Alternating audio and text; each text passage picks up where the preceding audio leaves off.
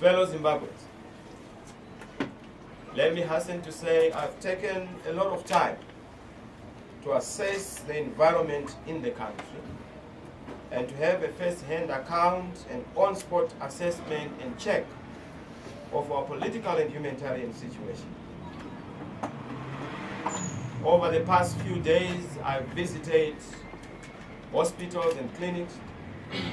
I've visited victims of cholera. I've attended burials of cholera victims. I've also been in queues in the various parts of the country. In fact, just this past weekend, I had to wait for close to about 4 hours in a fuel queue. We're supposed to be going into the countryside for some other activities. The situation is getting bad. Indeed, our country has been sent on a free fall and also is in a difficult situation on account of the predatory policies of this unelected government. We've realized and witnessed high and questioning levels of unemployment, deadening poverty and excruciating inequality. The country is experiencing a confidence crisis which is manifesting itself as a liquidity crisis. It is a confidence crisis, not a cash crisis. And this crisis is caused by structural deficiencies and distortions in the economy, typified by deindustrialization, a rising informality. In fact, from the National Labor Force Survey of 2014, 94% of our economy is informalized, up from 84% in 2011. We have dwindling capital inflows. We also have a galloping and runaway expenditure on the part of government. A government that has a huge appetite to spend money. The chief actor in that being E.D. Mnangagwa himself, having been gallivanting and globe-trotting, again perpetuating the old Mugabe style of occasionally visiting the country and being out of the country most of the time. Of course, this does not come as a surprise to us.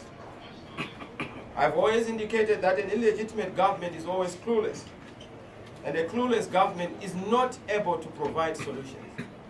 Whoever would say we want to move on are simply cheating themselves. We cannot move on under the circumstances of an illegitimate outcome of the election, which is not what the people want. If anything, instead of moving on, we move around. And when we move around, we are then entrapped in this vicious cycle of contestation and disputation around the election, around the direction that the country must take. And this is why I must indicate that the biggest problem, which has been the biggest challenge in the country, is the indiscipline at the fiscal level by government. One would wonder what has happened between November and now that we always have, almost have about 5 billion that is spent by government without knowing where it was being taken to. Much more than the money that is allocated to the budget. But not only that, because of this high expenditure tendencies, hyperinflationary tendencies on the part of government, we then end up having a situation of a deficit in terms of the budget. Once we have a deficit of budget, we then have a government that is induced into borrowing in order to finance that deficit. And of course, we have seen the scandal around the treasury bills and the scandal around the debt that we have had, domestic debt. Nowhere across the world would you see the domestic debt being higher than the sovereign debt. And the debt has jumped from about 3 billion to about 9 billion. Telling you that there are people who are spending money without any discipline.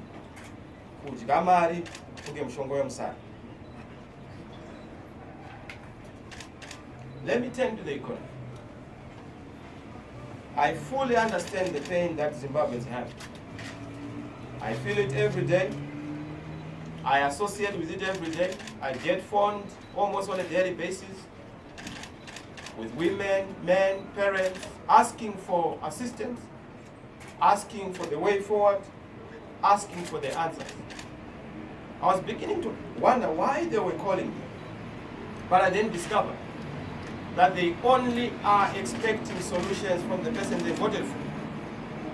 I have no doubt that they would not phone Mnangagwa, because they know that he is not their guy. I am their guy. And on that account, they have every reason to call me. But it's very important for us to understand that the situation around the economy is almost now unbearable. I spoke about the spaghetti loans. Mnangagwa misunderstood what I was saying, and he has given spaghetti queues. You are seeing the queues that are snaking around the service stations. Shops are closing down. Our people, have been battling for cooking oil. Where is the sunflower which we used to grow? We can't even feed ourselves. We can't even do the basic of chores and responsibilities. Prices of commodities are growing exponentially. I got calls from civil servants, some of them struggling even to eke out a living. Those are the challenges that we have in terms of the economy. We also continue to have serious problems with investment. No investor would come to a country where you are being promised that the country is open for business. But what we are seeing is that the country is actually open for craziness. Craziness of raiding people's money, craziness of invading the pockets of the poor, the pockets of those who are at the lower rung of the society. And this economic decay is common to all. It has not just affected the common man on the street, it has affected the pensioners, our elderly, the entrepreneurs, otherwise known as the vendors, our students, both local and abroad, local business people, and our workers who have had to go for months without pay, or even have pay, but pay which is not pay. We've also witnessed some developing trends on the political environment state. You have seen that clearly government is at war with the people, and they are being punished for rejecting the government on the 30th of July. When all else ceases, government knows one thing, that they did not win the election. They did not win the mandate of the people. And this is why they have behaved in a very bizarre fashion. Consider the circumstances of the 1st of August. And I hear that there's a commission that has been instituted. Our position is very clear. We have nothing to do with that commission because it has no legitimacy in our context. It was appointed by an illegitimate man. But not only that, Mr. Mnangagwa can't appoint a commission to investigate himself. The executive can't appoint people to investigate themselves. You don't need a commission of inquiry to know who perpetrated the kind of issues that we saw. But we see, and we know that they are trying to shift blame, point fingers at the imaginary opposition hand, when there was no hand. We don't control instruments of terror. We don't control tools of force that were used on the 1st of August. And we have nothing to do with the circumstances, except that we only associate with those circumstances to commiserate and sympathize with the victims. You have also seen the brutality of the treatment of our ZCTU comrades, particularly President Utasa and Secretary General Japhet Moyo. You saw what happened to them. You saw how they were harassed. We are back to the old. And of course, in the city center, we continue to have bizarre cases of certain people being shotted. Just recently, I think close by, we actually had a problem of one person who was killed by armed people who are unknown. We seem to have too many people with guns, but that cannot be accounted for. But you then see that our leaders of the democratic movement, people like Comrade David, Honorable Senator Komich, and other leaders, Gondo, Epmo Chiziwa, they have been terrorized and harassed by this government. They committed no offense. They have nothing that they have committed. If anything, they are being punished for being peace-loving and democratic. And again, we are seeing this persecution. And we have said they must drop those charges and focus on the real issues that matter to Zimbabweans. Persecuting one another, vindictiveness, is not going to move this nation forward. We've also seen ZANU-PF masquerading as the police to continue to hide behind cholera. They are thanking cholera for helping ZANU-PF to ban our activities under the guise of cholera being a problem in the country. But yes, soccer matches are continuing, weddings are continuing, Munangagwa had a graduation ceremony. So this weekend, we have said whether the police indicate that they are not willing to proceed with our meeting or not, we'll have to do everything that is necessary to proceed with that meeting. Meaning to say that we will also have to go to court, but of course we have not yet received a response from them. But if they are going to be intransigent, we can't afford to continue postponing our anniversary. It has to be on the 27th. And we have to take all legal mechanisms, peaceful mechanisms, to make sure that we congregate. And already we are encouraging all the people across the whole country to be part of this process, particularly as we celebrate our 18 years of existence. We've also the humanitarian situation, which is quite bad. I don't want to belabor you with the points. The situation in the hospitals is so shocking. Our hospitals are sick. Now, sick hospitals can't attend to sick people. But those are the challenges we have. Our people are dying from preventable diseases such as cholera, typhoid. This is because of wrong priorities on the part of government.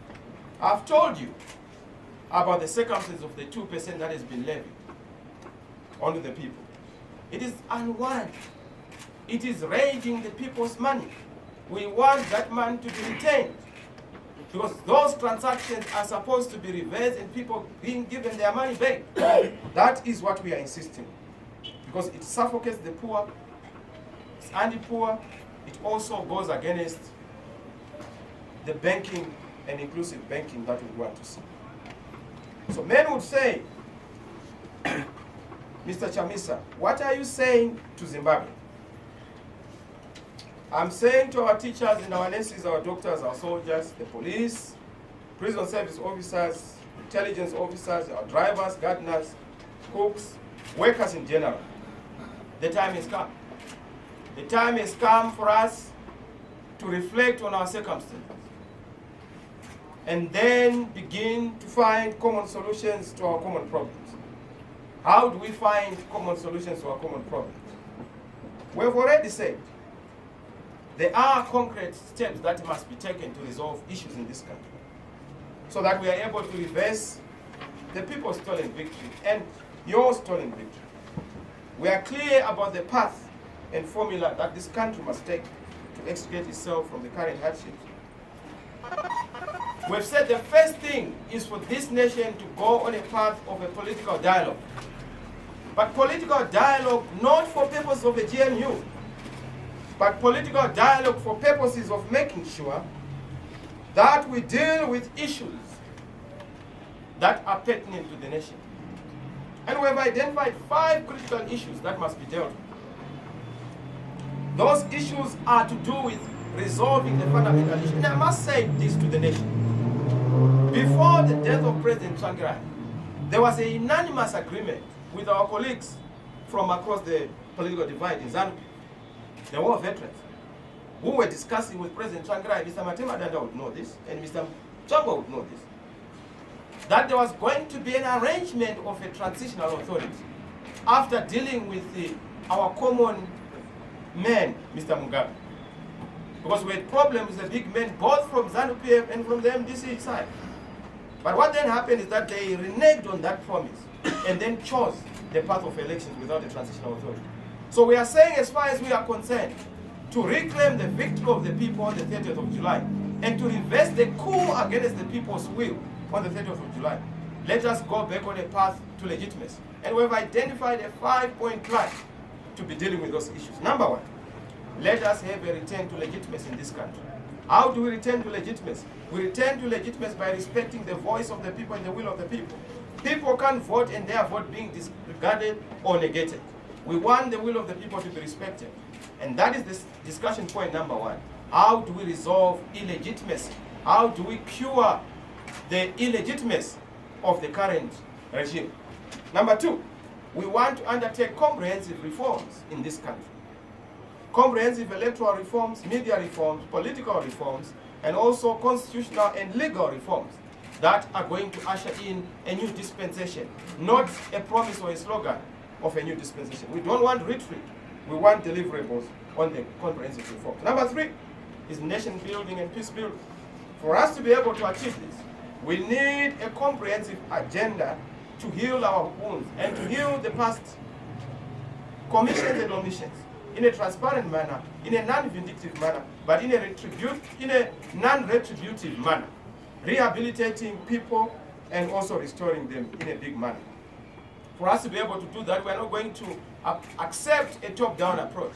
It has to be a bottom-up approach involving the citizens and the various community leaders as well as the clergy and the civic society. Number four, we have to have a common approach to international isolation. Mr. Mnangagwa can go to Davos, he can go to China, he can go. Nobody would listen to him. When I also go, which I intend to do very soon, I'll be saying another tune. Now that discord does not help the country. We need to have a chorus of the way forward around reforms, around curing the issues of Zidera, and reversing the sanctions that are on the country. But to be able to do that, it requires a common view, a conversation. Because conversations build a nation. Last but not least is the economic situation. We find ourselves in a petroleum situation. Our people are suffering. I know the suffering is affecting mostly people who support the MDC. Because poverty knows no party. Poverty is non-party. Poverty attacks both ZANU and MDC. The stomach does not have a party card. And we need to be able to resolve issues beyond just the partisan approach. I've also seen that there is a problem of people thinking that, no, Mr. Chamisa wants to be in the inclusive country. Far from it. We need a national transitional authority. That transitional authority is the one that is going to then lay the framework for these steps so that we resolve this crisis. Otherwise, if we don't resolve the crisis, 2023 will be a repetition and a reproduction of the same problems. The problems President Tsvangirai left, the problems Mr. Mugabe did not solve, the problems Mr. Mnangagwa would want to perpetuate. We want to put a stop. We can't be talking about elections all the time. We must be focusing on development and economics. But to be able to do that, we must liberate our country from the vicious circle of politics. Ladies and gentlemen, I wish to say our country is suffering from two critical classes that I am observing. The first class is the looting class, which is the class of those who are property, who have access to privilege, and who are entrusted with position. Then we have the majority of us who are in the looking class, who are just the innocent bystanders who are observing. But the problem with the looking class is that it is suffering the pain because the looting is victimizing the looking class. We need to move from being the looking class and then move into the mode of being the active citizens and active class, providing leadership unto ourselves and saying to ourselves, none but ourselves as Zimbabwe have the responsibility to liberate our country from the jaws of tyranny. Now, to be able to do that, we have a lot of available platforms, one of which is obviously implementing our constitutional rights in terms of Section 59 of the Constitution, peacefully protesting. I know people are putting a lot of pressure. Please, we want to protest. We want to do things that are peaceful. We don't want things that are going to be hijacked by certain urgent provocateurs who then come and cause violence, and then it is blamed on the MDC or the alternative movement. We want to do things properly. We give due notices where it is necessary so that we don't operate nicodemously or nocturnally. So we will do that, and that is coming. What is the immediate answer? The immediate answer, let us abolish the bond. Let us dollarize, have a multi-basket of currencies. Stop pretending that the bond and the US dollar a one-on-one. That's self-delusion. You can't bury your head in the sand like an ostrich. Let's face the music. Number two, we need an audit of all the debt, in particular the 9 billion debt, the treasury bills, who benefited and where did the money go. So we need an inquiry by parliament so that we know the nature of the debt, even country by country debt, institution by institution, person by person, and account it to the country. I have seen the attempt to try and punish certain people in the Reserve Bank. But there is a presiding officer. The Reserve Bank is a presiding officer. We want to see heads rolling. The presiding officer must suffer. And the presiding officer to the presiding officer, the president, or the one who claims to be the president, must also account. Because you can't have this rot to the extent of about 9 billion and there's no justification. Way beyond and double the budget that comes from Parliament. And all this odious debt was accrued without the approval of Parliament and the law. So we need to be able to deal with this and to make sure that we have a clear way forward. The 2% tax must be reversed and stopped immediately so that we go on to deal with the issues of retrenching expenditure which is beyond what is expected. Ladies and gentlemen, let me lastly conclude by saying we're inviting all of you as we reflect on our journey commemorating the 19 years as a part of Excellence at Gwanzora Stadium on Saturday the 27th. It's going to be a big day, a lot of activities. A lot of you were asking what are the key activities, what are you going to be doing? Come and see for yourself. It's going to be a momentum marker. It will change the course of direction of this nation. And we are ready to lead. We are ready for change. This country cannot possibly be shown direction by the people who have misdirected it. I know how suffering you are, but just know that it's not so long before our reins are back, the people's power is back, and real change is therefore better. The future is in our hands. Thank you, and God bless you. I think kind of more questions, or those who have questions, Mr. Makume, let us see. I just wanted to find out the transitional authority that you talk about. What form do you want it to take if it's not going to be GNU? And also the progress with the church's initiative. Thank you very much, Mr. Msaka. The transitional authority is going to be a creature of the discussions. We do not want to define the contours and parameters of it now because we want the national discourse on that. And we'll agree on the nature of the beast. But we want something that is not going to compromise, particularly the MDC, because we don't want a repeat of 2008, wherein we were then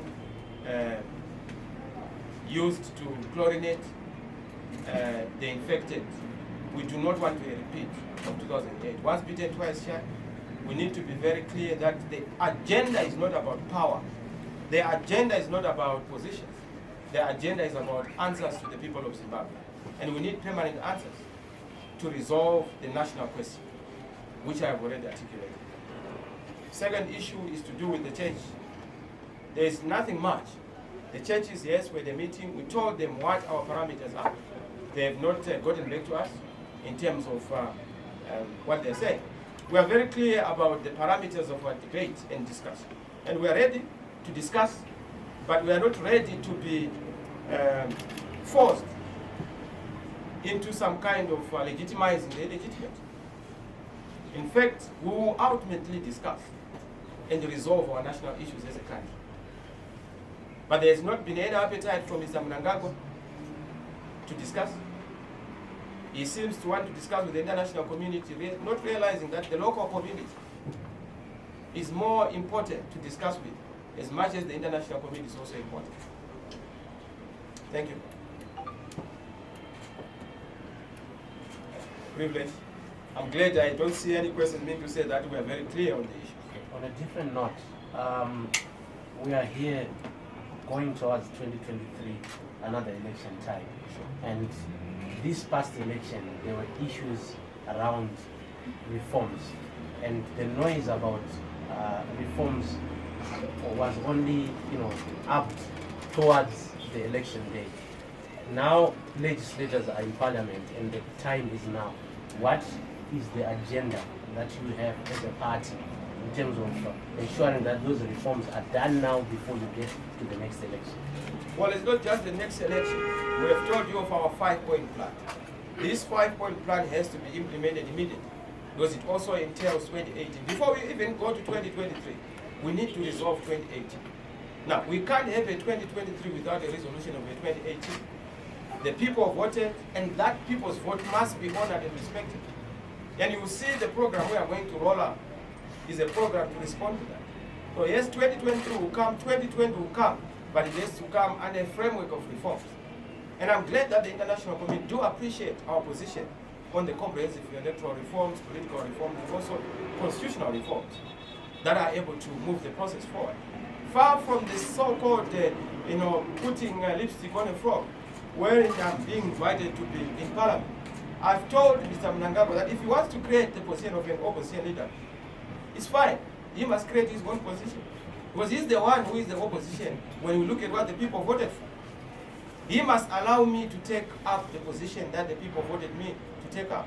He's sitting on the wrong chair. And that's why he wants to create another chair. A wrong chair again. I hope I've answered it. Thank you.